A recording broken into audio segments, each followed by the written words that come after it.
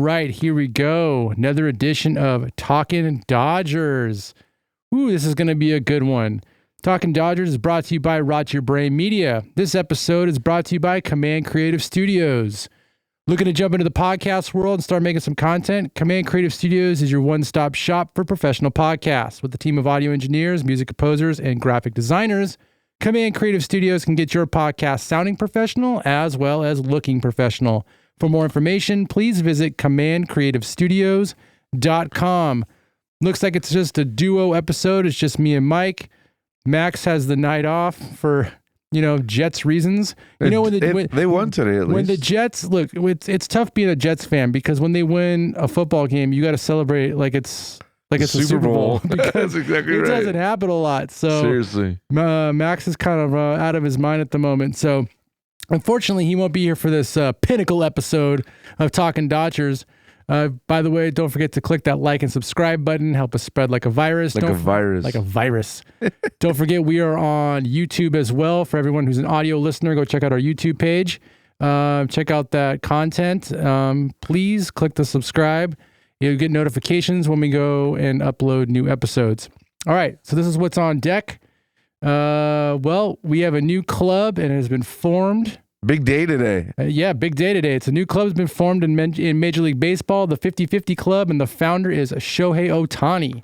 So not only did he do that, could this possibly have been the greatest offensive baseball game of all time? We will not dive too deep into it, but we'll just talk about it and give you some of the highlights. Kershaw throws 80 pitches in a bullpen session. What does that actually mean? Bobby Miller and Michael Grove have been sent down to the minors. Looks like we have more of an idea of what our four-man rotation is going to look like in the playoffs. We're going to recap the Marlins-Dodgers series, and we'll preview the Rockies-Dodgers series coming up this weekend. Our magic number is, I believe, 8. I didn't actually look at it, but I'm pretty sure it's 8. If Max was here, we'd know. Not celebrating, we would actually know what that number is. Of course, we could look it up, but it's going to be one of those shows. We'll take a look at it as we go. We'll take a look at it. So, all right. So we have a new club. It has been founded by Shohei Ohtani. Just really quick, let me give you the stats. We're gonna because I know I have two different segments. One for the greatest offensive game. Hold on. Before you get started, as I was watching this unfold today, all I could think of is Wayne's World. We're not worthy. We're not worthy. We're not worthy. Like every time he was at bat today, and another. We'll talk about how great he did, but that's all that was popping in my head was the Wayne's World. Mike Myers' character. No. We're not worthy. Like nuts. I'm speechless watching it unfold today. Yeah. So when he hit the 40-40 club, he got the 40th stolen base and he got the 40th home run in the same game, which was a walk-off homer.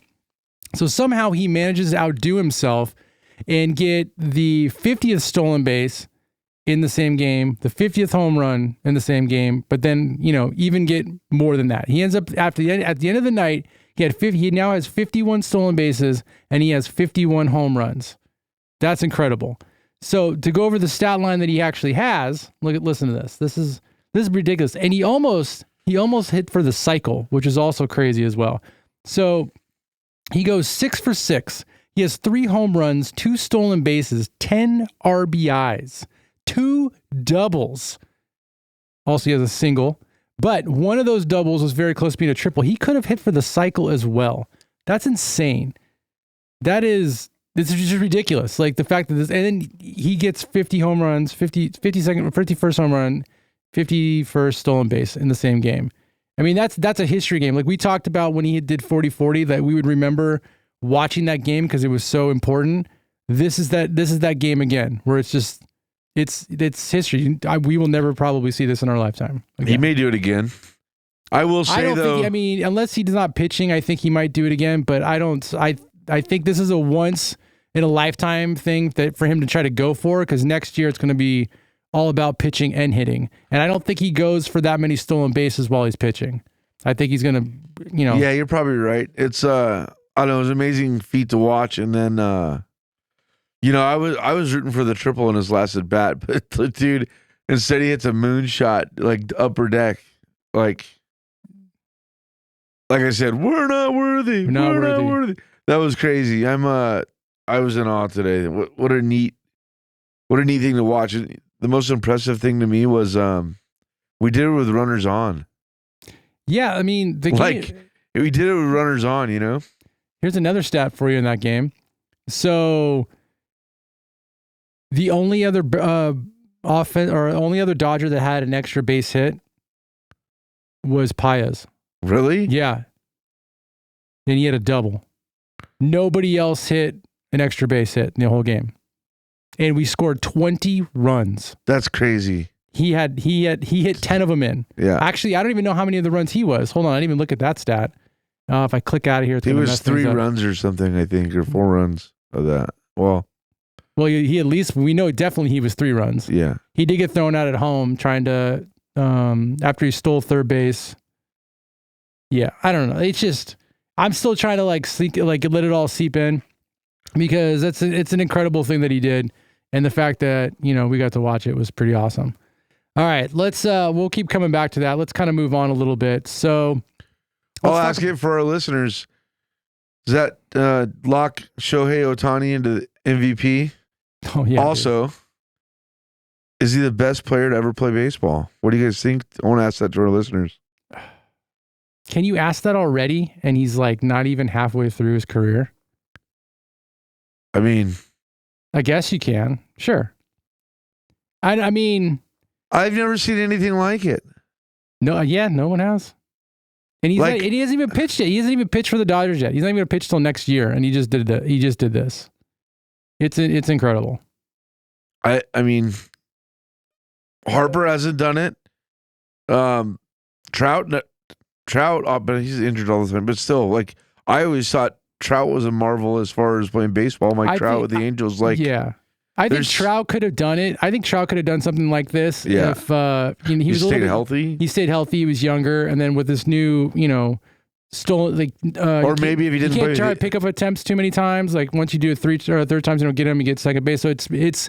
I think it's easier to steal bases now if this rule was put in effect. 6-7 years ago, when Trout wasn't so injured all the time. Yeah. I think he could have made a run for something like this, but.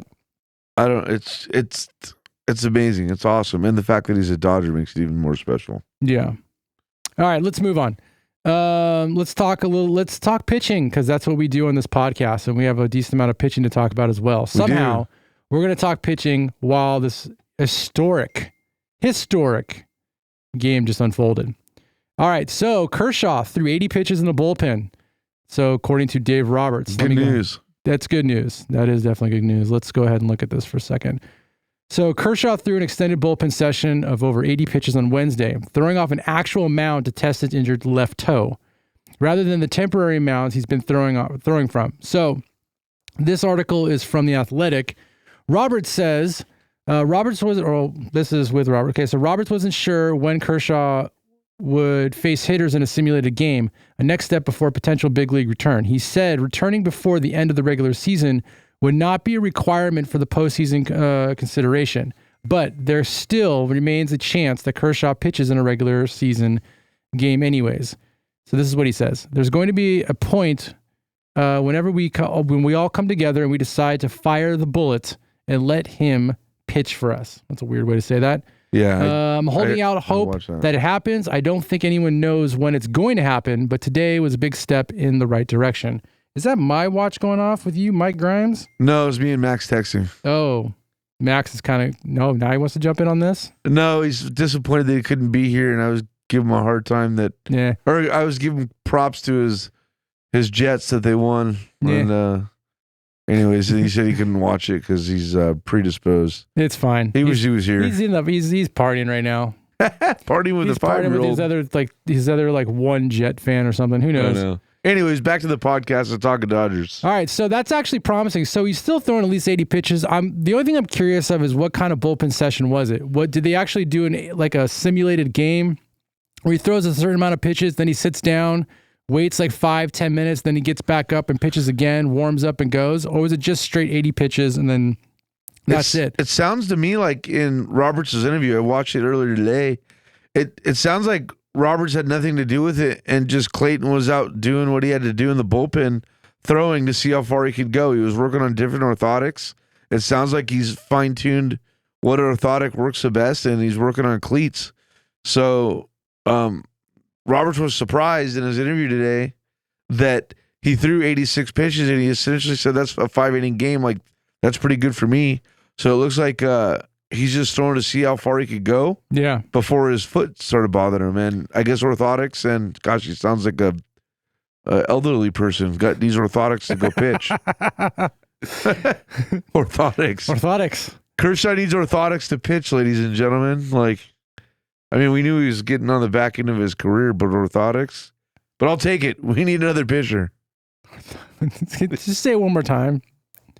Orthotics. Orthotics. All right. Kershaw's trying on orthotics to get back on the mound. I'm not even sure we're even saying this right. Okay. So, I mean, that's good news because considering that, I mean, I was going to talk a little bit, that might segue into Bobby Miller and Michael Grove being sent down. We don't need to go further into Kershaw, right? I want to talk a little bit about Kershaw because whether Kershaw is actually one of the starters in the rotation. He's going to have to be. Well, I don't know if he's going to have to be because we have 4 right now. So, but if Kershaw comes back, I think it's just going to be a piggyback situation. Let's circle back around to that when we talk about everybody dropping down, no? Or we're kind of talking about, I mean, it kind of goes hand in hand. It does. Because now that you don't have Bobby Miller in the mix for the rotation, and for you, that leaves a space open to keep them. I'm still a firm believer you're trying to give these guys as much rest as possible before you go into the playoffs. Agreed. Whether that means you don't want to do any more bullpen sessions because that taxes your bullpen unless you're bringing up a bunch of AAA guys that don't even matter, which we're already seeing some of them come up right now. Or you bring up another rookie and have him start a game. They got to do something to keep the separation. Let Yamamoto get as much rest as possible while you're still trying to stretch him out. Flaherty, he's been looking a little tired. You don't want to overuse him. Obviously, Walker Buehler, same thing. Coming back from Tommy John surgery, you want to rest him as much as possible. Landon Knack, I still feel like the best way with Knack is to not, he's going to get figured out. He did a great job against the Marlins, considering how poorly Bobby Miller did the night before, and then all of a sudden Knack comes in and shuts him down. That just goes to show either the league hasn't figured out Knack yet, or Knack's just better than I thought he was. Whatever the case is, like, he looks really good, and he's a good 4, I think, right now. But if you can get Kershaw in with his with his knowledge of the game and stuff.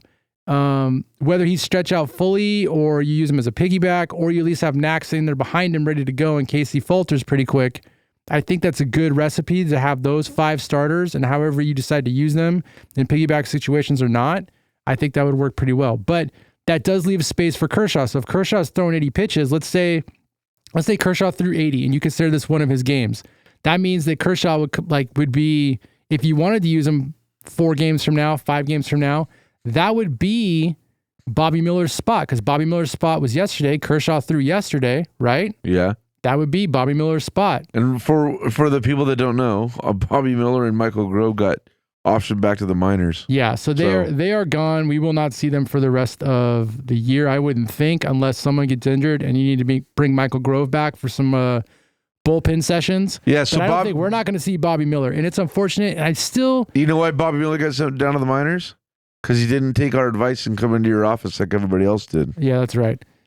Bobby Miller to me is I can't figure out Bobby Miller. Like, I understand that if he throws a dead straight fastball, but the velocity change alone with his fastball to his curveball to his changeup should be enough to throw hitters off. And that last game, they sat on every single pitch. It's like they knew exactly every single pitch he was going to throw. So I don't know if he's tipping his pitches or... I think he's struggling so bad he pitches the same fastball, curveball. Some of those balls, like one ball was a high fastball, wasn't even in the strike zone. The guy hit it for a double on the right side. He just knew it was coming and smashed it. And I feel bad for him because I don't think his stuff looks that bad to be getting hit that much, especially considering the Marlins are one of the worst offensive teams in baseball, and they look like a first place team playing against him. He just doesn't have it. They gave him enough rope. Well, I don't want to go there. He just couldn't perform. He just couldn't perform. Bottom line is that was his last chance, and He's going down to the minors. Grove got sent down too, though. I mean, I'm a little shocked on Grove. I figured they would use Grove in the bullpen to kind of rest some arms. Yeah, you know what they did instead? Activated Joe Kelly. Yeah, I have a note. I'm kind of surprised on that one. I have a note on Joe Kelly. Here, let me go all the way down to my notes really quick. You want to touch base on? I guess we can. I was going to say, Joe Kelly got activated after sending Miller and Grove down. Yeah. So Joe Kelly, in his one inning that he pitched, he looked like a Major League Baseball player. So what that means is we'll get 2 more outings where he looks good, and then we'll get 5 where he looks like he's out of control, like Wild Thing Bond. Yeah. I'm calling it. Like he's too predictable now as far as like being inconsistent. Which is you shouldn't say those things together. He's a better option than Bobby Miller right now. Oh yeah, well he's a relief pitcher. So, but is he a better option than Michael Grove? Yes. When he's on, he is a better pitcher than Michael Grove. But the problem is when he's off. When he's off, he doesn't throw competitive pitches, and all he's doing is just walking a bunch of people. He's throwing the ball in the dirt. There's wild balls going behind the catcher. That's too much for a pitch. You can't throw in a pitcher like that in the playoffs. I'm a firm believer. I agree. He's not going to. I don't think he'll be in the playoffs because it's not like it was. And I know I've said this a bunch of times. It's not like it was a couple years ago where you could bring a pitcher in to face one batter, and then if that guy doesn't pitch well, you take him out. Now, if you put him in, you're stuck with him for 3 batters. I don't think the Major League Baseball has a place for Joe Kelly anymore. Oh, that hurts to say. Really? Unless he can be consistent, he needs to be consistent. At least throw competitive pitches. If you're getting hit, that's one thing. If the ball is being hit, at least you have a chance to get an out. You know what I mean? A ball can get hit hard at somebody, and they can catch it on a line drive. They can make a fantastic play. They can get it on a hop. Whatever the case is, they have at least a chance. But if you're sitting there walking the bases loaded, or throwing the ball in the dirt when there's a runner on third, like you can't do anything about that. He's just giving the game away. No, I agree. So I heard an interesting interview about Kopech today. Oh, what do you got? Kopech made a comment how, as much as he loves being a reliever, he yearns. He didn't use that word specifically. I'm using that. Yearns sounded like a good word to use. Brush up on my. No, it didn't. I don't know. Well, brushing up on my vocabulary after last week's podcast where Max is using his big brain and education on me. Anyways, Kopech wants to start. He misses going in as a starter and going 4 or 5 innings deep. I'm wondering if you bring Joe Kelly back and with a 4-man rotation, I wonder if you give Kopech a shot to start. No, it's too late. You can't stretch him out enough. You talking about for the end of the season? I don't know. He brought it up in like that he would like to start, or maybe he's a piggyback guy like you talked about with Kershaw. But I like Kopech. Kopech's the guy you save for the end of the game in the playoffs. Like that's the guy you want coming in there throwing high 100. Him or Blake. Blake Triton's a good. The way Kopech has pitched since the Dodgers got him, like Blake he's been the most consistent in the bullpen. I agree. You want to take him out of there? I wouldn't take him out of there, especially at the end of the rotation. Anyway, I thought that was an interesting tidbit or comment from him that he would like to be a starter, but yeah, we'll say it again. I think he's yearns to be a starter. I yearn to have a bigger vocabulary, so Max has stumped me. But anyways, so what are we looking at? Are we back? We're still in pitching, right? Top 4. You want to go into that? We've talked. I got a little video. We'll play my video while we're talking for those people that are on YouTube. By the way, don't forget to click that like and subscribe button. Help us spread like a virus. Like a virus. I think we're still in the same boat we've talked about all week. Flaherty's are number 1. You say Yamamoto's are number 2. Yeah. Bueller's are number 3. And right now, Knacks are number 4. And hopefully we get Kershaw back as the number 5. Well, we wouldn't need a 5. I think if you get Kershaw back, then I think you might just change the way you're going to use one of the other players. Because Kershaw's not coming out of the bullpen. No. Like he's either back as a starter or he just sits there and watches the games because he's not a very good 1-inning pitcher. He needs to be able to settle in and get a groove going. What about Knack? Has Knack ever came in as middle relief? Yeah, he's done that before. I think Knack has to be available. Besides, Knack's had a couple bad games. Obviously, one with the Braves, he got smashed. And there was another game, I'm trying to remember what it was. But most of the time, Knack's been pretty consistent all year. I don't know if you mess with him. Well, maybe he would be the person because Walker Buehler I would think he needs to start the way he's been pitching. It takes him a little bit to settle in as well. And then obviously Yamamoto, because he's so lights out from the beginning, I wouldn't bring him in from the bullpen. You just bring him in to start, and hopefully he just has really like a lot of low pitch innings with very little stress, and you can just stretch him out as long as possible, get 5 or 6 innings out of him. Flaherty's the one. I mean, right now his last couple of outings just seems like he's just tired. He's still pitching pretty good, except for obviously the Braves, he got rocked around. But even in this game against the Marlins, he gave up 3 earned runs. He didn't look as sharp as we've seen him, in the past. Hopefully, he just kind of it's the dog days. He's just trying to push through it and then save his energy for the actual games that mean something. I mean, he's been our most consistent guy to go 5 and 6 innings. So, yeah. I mean, I don't know. Bottom line is, we need pitching going into the playoffs. And I think we have it. As long as these guys stay healthy and they keep going in the right direction, Yamamoto keeps getting stretched out, getting more innings behind him, so that way he can, his pitch count can go higher. Kershaw, I already called it. Walker Buehler, this next game coming up, you're going to see an even bigger stride than last game. He keeps moving in the right direction. And I think now we're going to start seeing Walker Buehler from the old, because he's still got his velocity. He's hitting his spots now. Now you just need that. His slider, or was it the slider or was his knuckle curve? I don't remember. One of those pitches was looking fabulous last game. And I think that he's putting it together. Even if Knack falters a little bit, if you can get a solid Flaherty, Yamamoto, and Walker Buehler to give you 3 good outings, the way this offense is playing right now, if you think about it, the last 4 games, the Dodgers have scored 9 runs? No, what is it? 10, 9, 8, 20? Yeah. The offense is clicking. And Teoscar didn't even play today. Yeah, he didn't start. I think he might have came in afterwards. I don't know why. That's all right. Give him the rest. Give him the rest. Yeah. But they're swag, hitting. That boy. This is what this offense should be doing. I'm not saying it needs to score 8, 9 runs a game, but they should be giving it might in playoffs. The playoffs, I think, blow them out in the beginning. You know what I mean? Get 6, get 7 runs. Make things happen, because that's the one thing that people keep thinking of.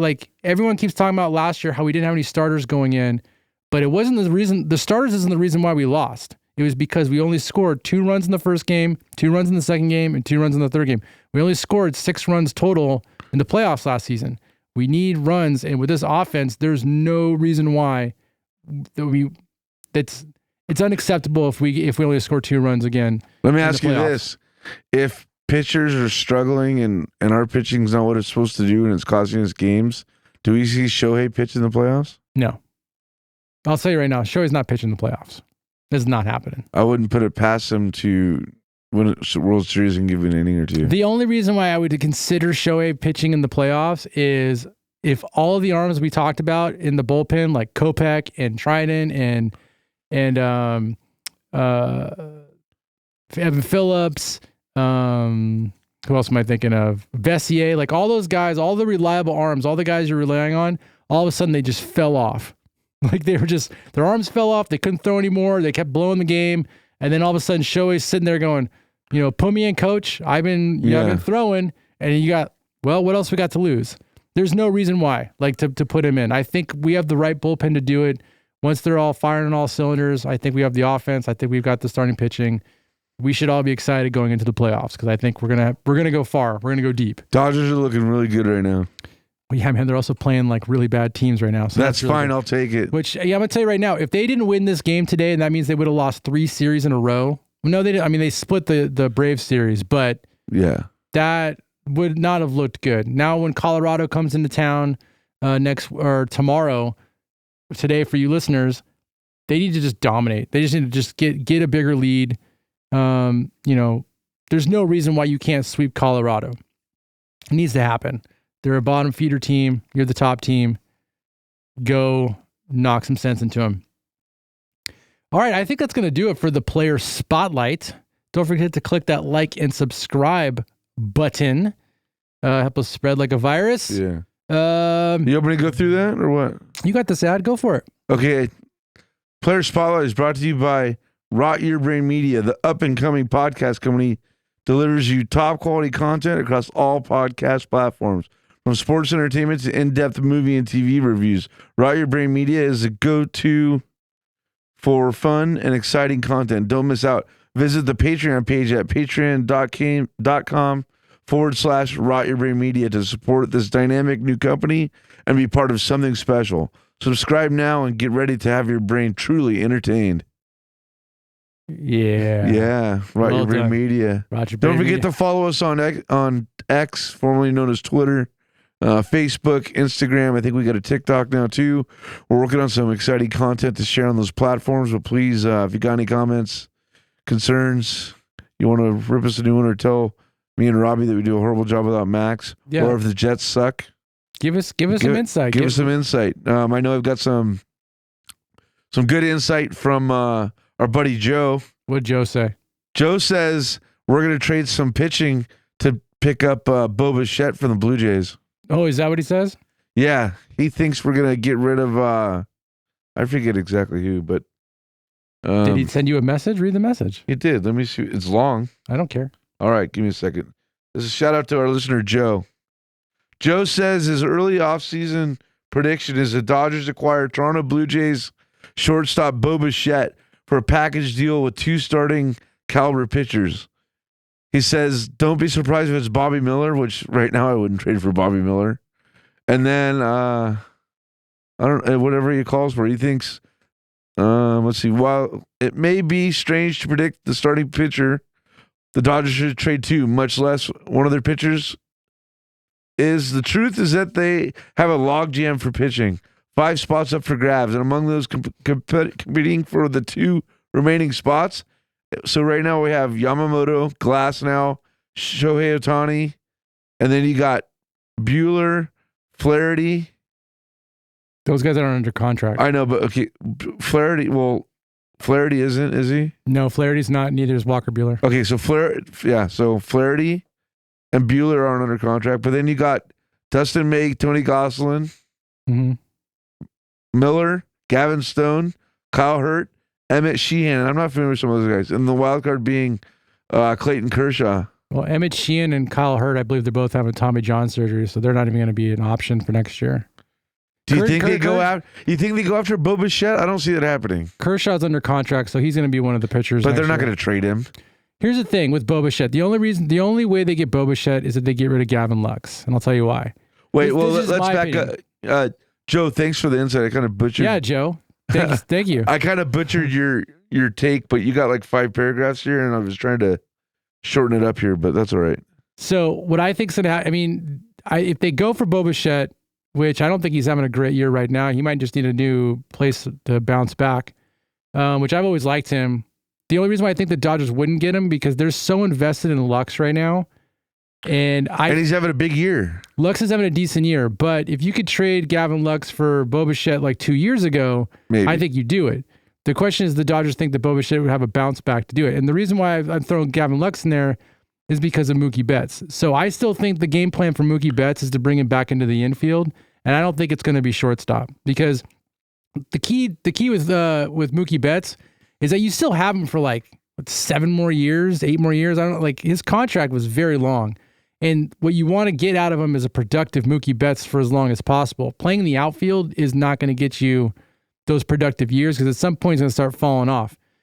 Putting him at shortstop isn't going to rest him as much as you'd like it to because shortstop is a very demanding defensive position. Second base is probably where they want to put Mookie. But unfortunately, Gavin Lux has pretty much been locking it down this year. I think what they're going to do is they're going to give Gavin Lux another shot at shortstop in the spring and put Mookie Betts back at second base. I think they're going to re-sign Teoscar Hernandez. They're going to put him in right field because he actually plays a better right field than he does left field. And then they'll figure out what they do with left field afterwards.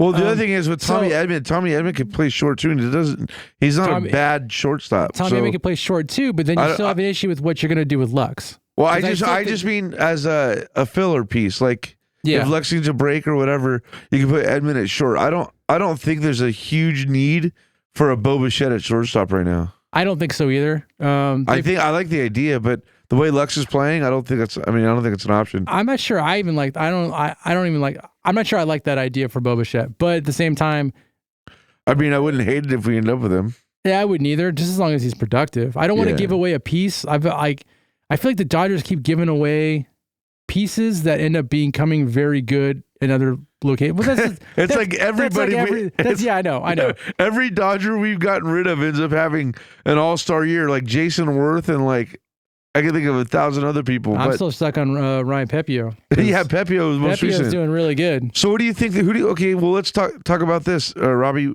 Who do you think are the two odd men out that are going to be gone? I mean, right now, the odd men are Flaherty and Walker Buehler. Just because of their contracts. And I think what's going to decide... Do you trust us in May to come into the starting rotation over Flaherty? I trust Dustin May because he's still considered a rookie, and he doesn't like, and not a rookie, but he's an arbitration. He's an arbitration player. Like, you don't really need to pay him a lot of money, and you can see if he's going to last or not. I mean, I don't know. Like, if you look at, here's the other thing though. I kind of think, and maybe I said this last podcast. I'm not sure if I just said this to Max and you outside the podcast. I think Glasnow's more hurt than we're being told. I think one of the reasons why Glasnow left and went to go talk to his family or whatever, because I think he's going to have Tommy John surgery.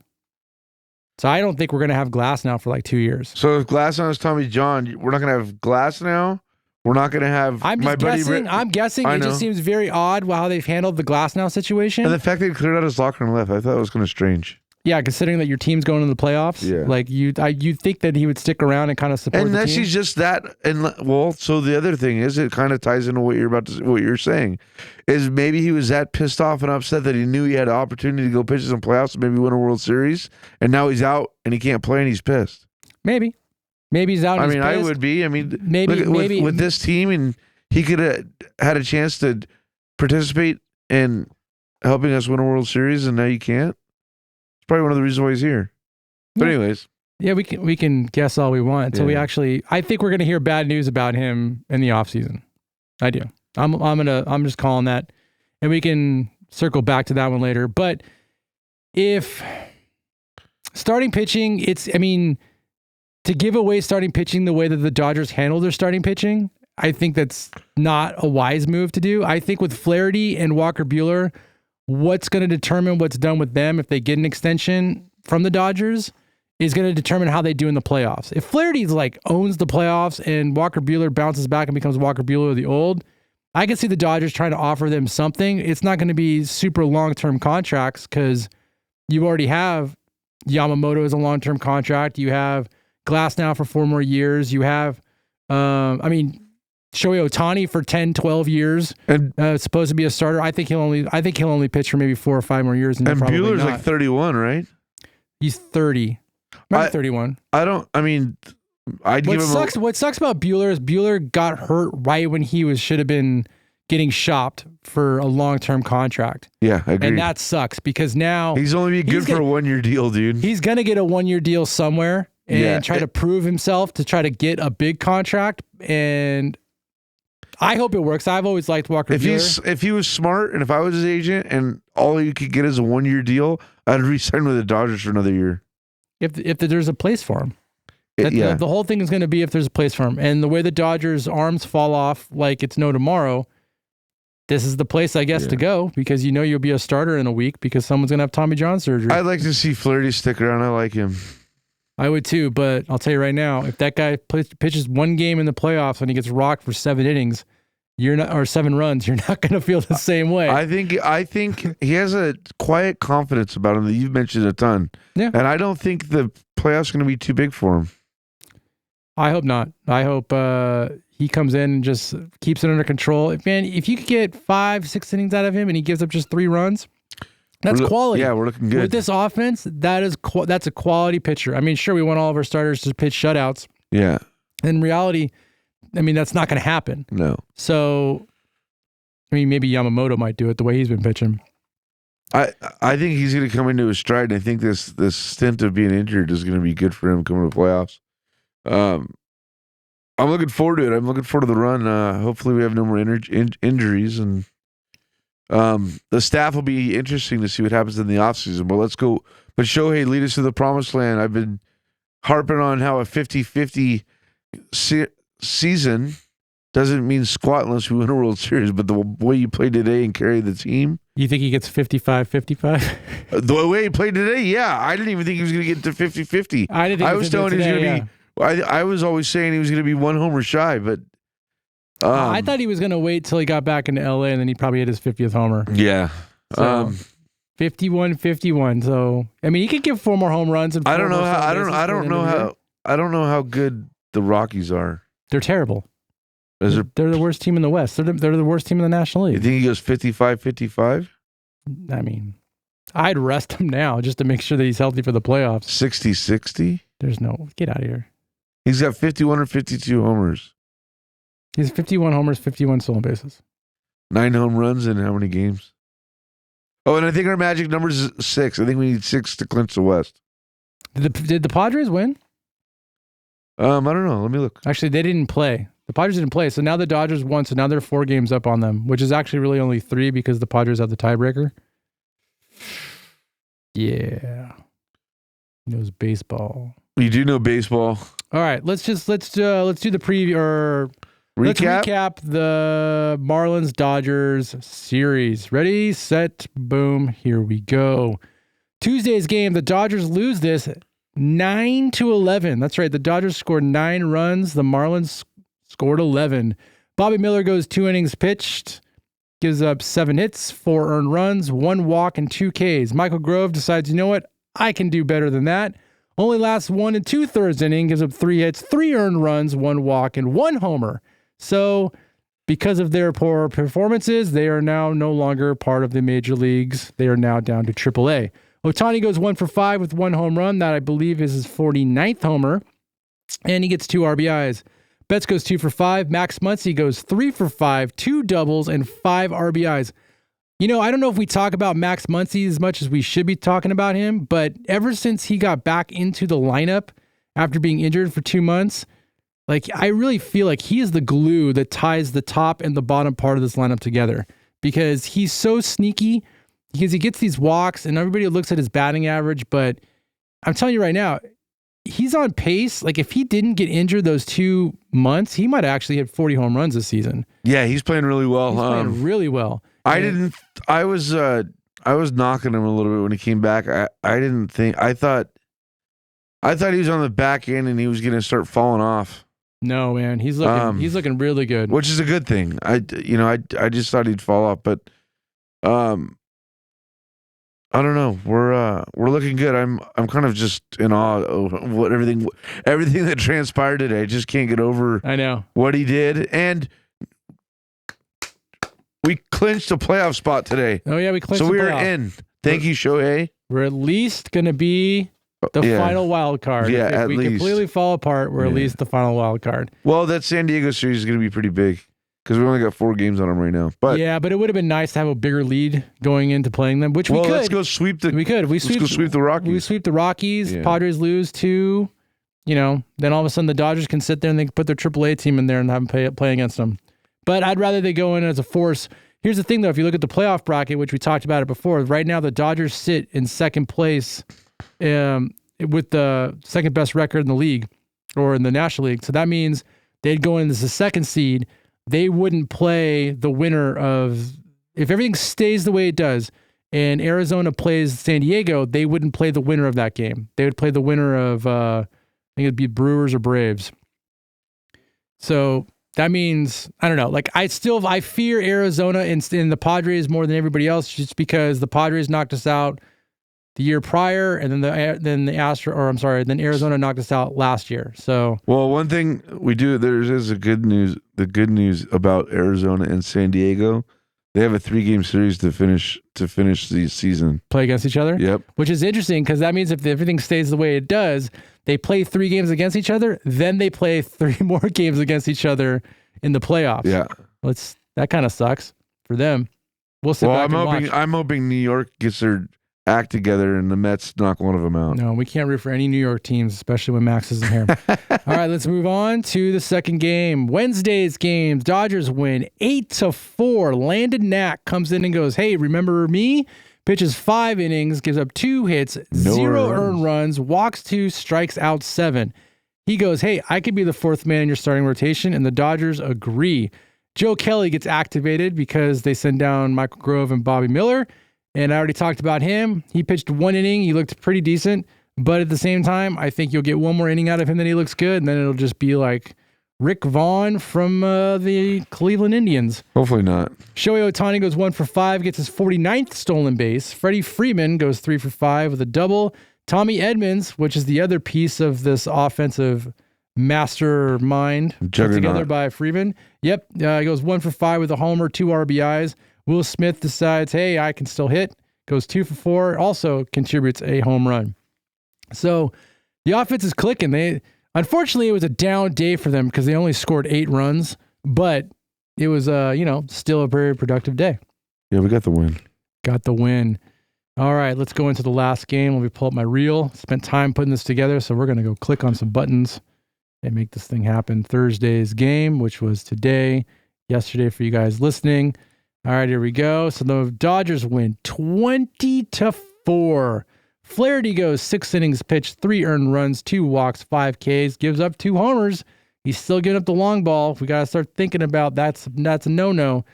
And then, some guy goes 6 for 6 with 3 home runs, 2 doubles, 10 RBIs, 2 stolen bases.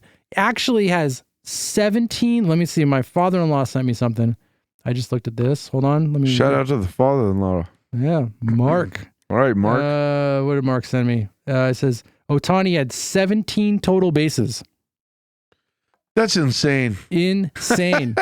Insane. And you know what everybody else did? It didn't matter because Ohtani went 6 for 6 with 3 home runs, 2 doubles, 10 RBIs, and 2 stolen bases. I didn't even write down everybody else's stuff. All you got to know is Ohtani was responsible for 10 of those runs. Somebody else hit in 10 runs. Or combined, the other team hit in, rest of the team hit in 10 RBIs. Other than that, blah, blah, blah. So the Dodgers took 2 out of 3. They're 4 games ahead of Padres, which is really 3 because of the tiebreaker. They're still in a really good spot. So I'm not ready to say it's sealed that they're going to win the West. I think if they just win, if they take 2 out of 3 from Colorado, I'm going to call it. All right. I'll call it. 2 out of 3? 2 out of 3. Is that okay? Yeah. All right. Yeah, yeah. I'm just doing math in my head. I know we're 6 games out to clinch it, but it's if we had our stat guy, we'd probably sound a little bit better when we talk about them numbers. That's all right. I'm not a big analytics guy. You know what? I don't want to be, but I feel like I have to be just because it's just the way that it's going. Yeah, it's just disappointing. I'm going to need your help, though. Can you pull up the stats on the Rockies? Where do they sit as far as like... I can do that. Let me look it up. Yeah. What do you want me to see here? I want to know where they sit as far as batting average, offensive stats, defensive stats. What's their pitching look like? Blah, blah. The normal stuff that Max would do when he's not partying like the Jets just won the Super Bowl. Because it's from MLB, right? Hmm. Let's go this way. Not really too sure. Me either. Well, we know they're 59-94, and runs scored is 645. And they go up 868. Let's go to Colorado here. We should just call Max right now. I know. Just be like, hey, man. Hey, we need stats. I'm going to call him. It might be too late. You might be trying to put the kids to sleep, but let's see what happens. Are you really going to try to call him? Why not? Okay. Can you loop him in? I'm going to loop him. I mean, I'll put him on speaker. I'm just kidding. That's about as good as we can loop him in. Let's see. Splits? Is that what you want to look at? Hold on, let's see. Let's see if we got him.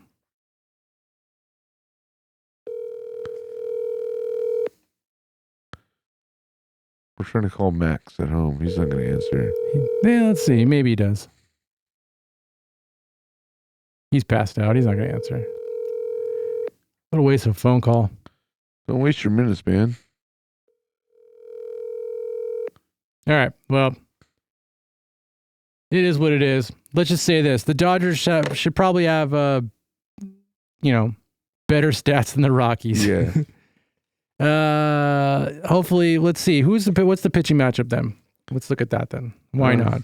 If you made it this far in this podcast and you haven't hung up on us yet, you should go check out our Patreon page. Help support us create new content. Every little donation helps us make new episodes of this show and future shows that we have yet to announce or we have announced but haven't started yet. That's how we roll right now. Follow us on Twitter or X. Yeah. Facebook, Instagram, TikTok. Sure. Etc. All right, so let's see. Pitching matchup for tomorrow. Who do we got? We got Freeland versus to be announced. The Dodgers have yet to announce their starting pitcher for tomorrow's game. Yeah. Well, that's not good. What about, let's see. Bueller on Saturday. Yeah, Bueller and Quantrill. I need glasses. Yeah, Bueller on Saturday. And then Sunday it is Yamamoto versus Senzatella. Yeah, sure. Senzatella. Not gonna work here no more. That's for darn sure. Right?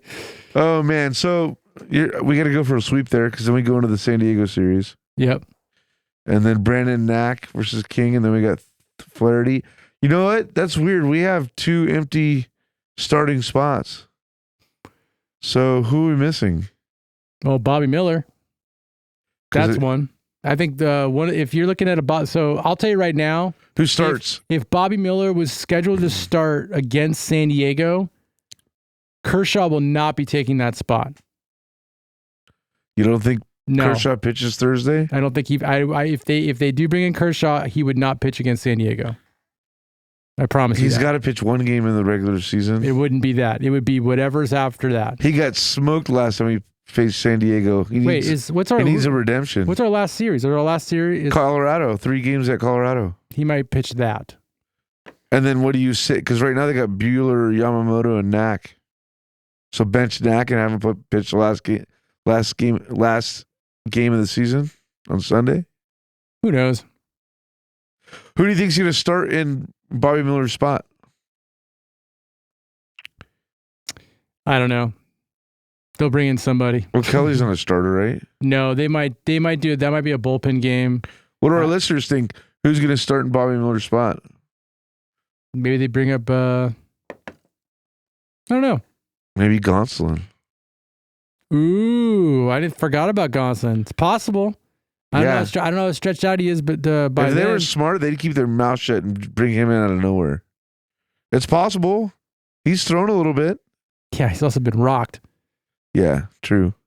Who knows? Maybe they bring in Gonsolin to like the very last game of the season or something. Or maybe maybe Gonsolin does take Bobby Miller's spot next time around. Yeah, I'm looking forward to it, but we're getting to the back half of the season. We weathered the storm with our injuries so far. We're still leading the West. Clinched a playoff spot today. Shohei's showing that he's a lock for the MVP. Oh, he's locked. After today, dude, there's no, he's the MVP. Yeah. All right. I think that's going to do it for this episode of Talkin Dodgers. Exciting day. Exciting day. Don't forget to click that like and subscribe button. Help us spread like a virus. Like a virus. You'll get notifications when we upload new episodes. We are also on YouTube. For everyone that's listening, go check out our YouTube page, Roger Bray Media. And Twitter. And Twitter and stuff like that. And Facebook and Instagram and TikTok. I feel like drop us a line. We're floundering. No, we're not floundering. We just got our pages up recently. Patreon page, patreon.com/RightYourBrainMedia. Yeah. Help support us create new content. With new content comes great responsibility. And on that note, we will catch you next time. Go Dodgers. Go Dodgers. 50-50 club. Congratulations. We're not worthy. Shohei. Shohei.